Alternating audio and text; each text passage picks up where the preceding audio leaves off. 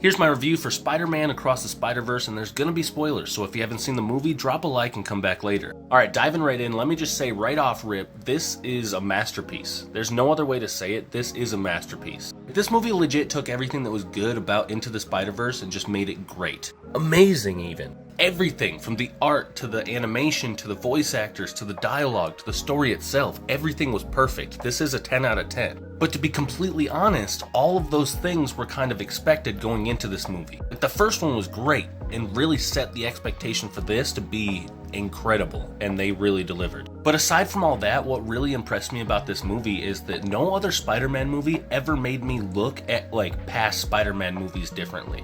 Except for maybe No Way Home a little bit, but no. It's amplified by like 1,000-fold in this movie. And that's because the Spider Society says that basically Spider-Man has to suffer in order to be Spider-Man. So with all these canon events in history, like, they're not going to interfere.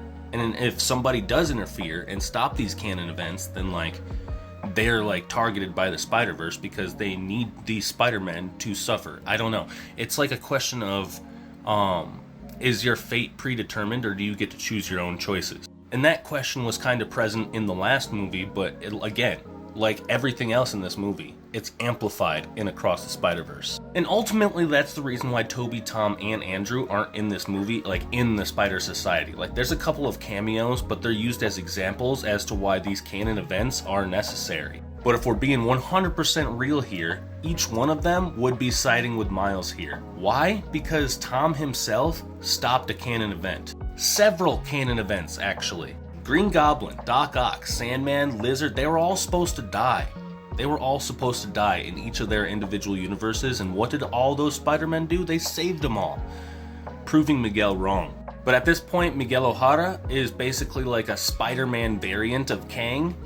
He has an entire society of spider people wrapped around his finger to do basically whatever he wants. And what Miguel wants is to control the sacred timeline of spider people. He tried something big and failed.